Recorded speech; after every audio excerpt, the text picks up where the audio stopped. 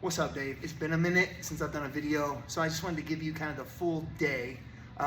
Encourage you, if you have any feedback, if there's something you're wanting to add, just shoot me a text, man. That's easy. So tomorrow, we're just gonna go over the whole workout. We got some kettlebell swings, some bench press, and then a little upper body finisher. On the warm-up, there's a glute bridge, which we're activating the glutes, and then there's a little overhead pull. So if you can find a band, any band's fine. You just wanna get a little bit of tension, and we're gonna bridge those hips up as we bring the band, or even a PVC pipe overhead. Hold for a second, and then reset. So you're gonna get 10 of those. If you found a band, we're gonna stay with the band. I like to do this before I bench to try to pull everything back. So we're gonna have those palms up, band, and then we're just pulling apart. Get it a little 2-second pause. Working posture, so shoulders down, pull back, and then you'll reset. So you get 10 of those, and then you're gonna immediately transition to the pass-throughs. So we're just taking the band all the way overhead, trying to keep the elbows extended. If you hit a sticky spot, pull apart a little further, but work through it. Elbows stay extended. So do those.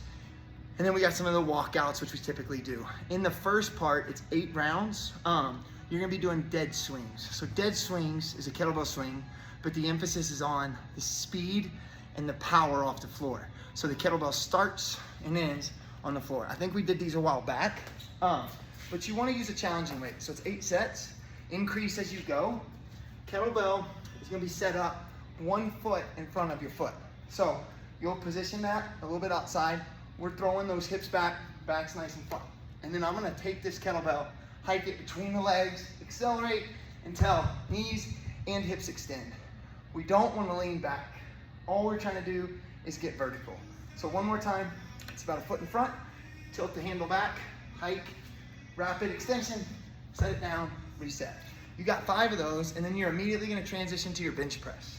On the bench press, I always like to think 2 for 1. So, though it's a chest exercise, we can still incorporate the glutes. So on this, go grab some weights. I didn't have these set up. And then you're gonna position where the only thing touching the bench is your head and shoulders. So your ass is off the bench. You'll get set up. It kind of takes a minute to get into it, but once you get the feel for it, you're gold. And then I'm just gonna extend the hips up. So my ass is not on the bench, head's touching, and we're gonna work a deep, deep, deep bench press. So we're trying to get to the lowest point, and we wanna challenge the weight. It's only 10 reps there, and then you're gonna go back to the dead swings, and then we'll go back to the push-ups. On those push-ups, see if we can make this work. So we got a little elevated floor. So wrist, elbow, shoulder, all connected. So if you do have the elbow pain still bothering you, try to elevate those wrists, and it kind of takes it out. Should be a little less stress on the elbow, but we're gonna try to get that full range of motion. So if you gotta break them, get to the pad, come off of it. Use that momentum. And then 8 sets of that, rest a minute 30. The finisher, we've got some crossbody curls, and then you've got 1 chin up negative on the crossbody curls. So on these, 16 alternating, 8 per side. We want to start with the palms facing in. You're coming from a pocket to the shoulder, pocket to the shoulder. Take your time on those, and then you're going to immediately transition to a negative chin up, just 1.